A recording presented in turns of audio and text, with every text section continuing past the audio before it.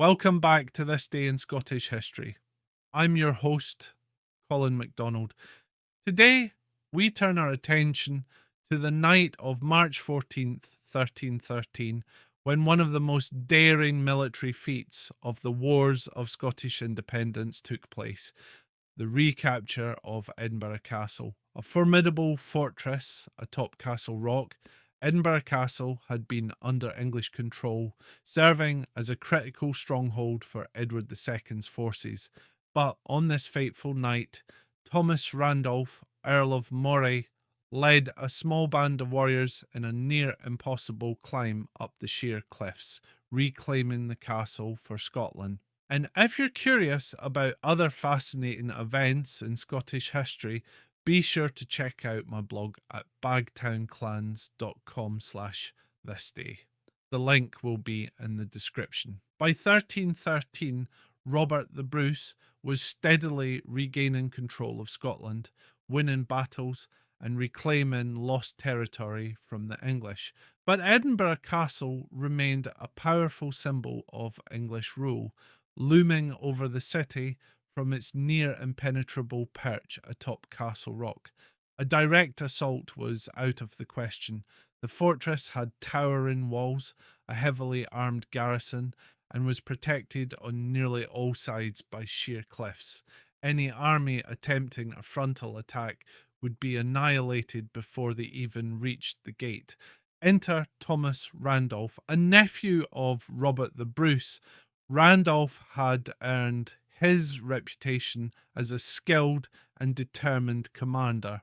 Bruce had tasked him with retaking the castle, but even for a warrior of his experience, it seemed an impossible mission. However, fortune favoured the Scots in the form of a local man named William Francis.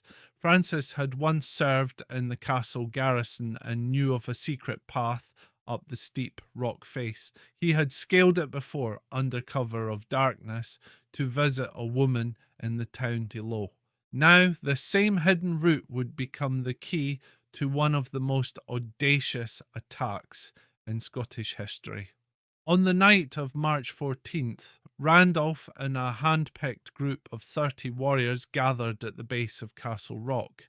Armed with nothing but their weapons and sheer determination, they began their treacherous ascent. The climb was brutal. One slip would mean certain death.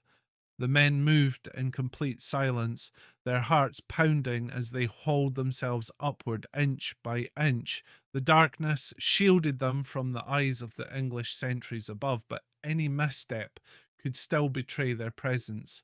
After what must have felt like an eternity, Randolph and his men reached the top. There, they launched a swift and brutal attack, catching the English completely off guard.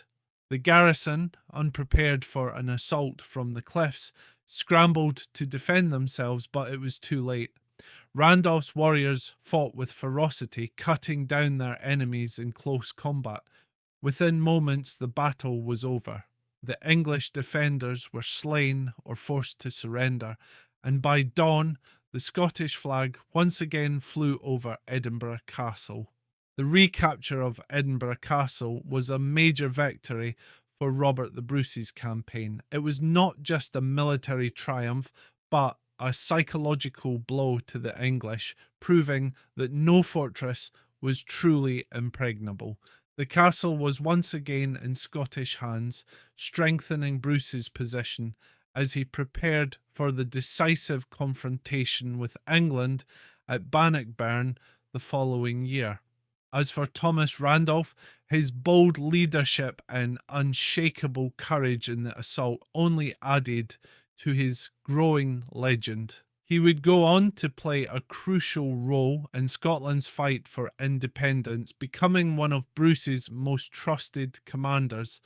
Today, Edinburgh Castle stands as one of Scotland's most iconic landmarks, its walls still whispering the tales of battles long past. The daring night raid of 1313 remains one of its most thrilling stories, a testament to the bravery and ingenuity of the Scots who refused to bow to foreign rule.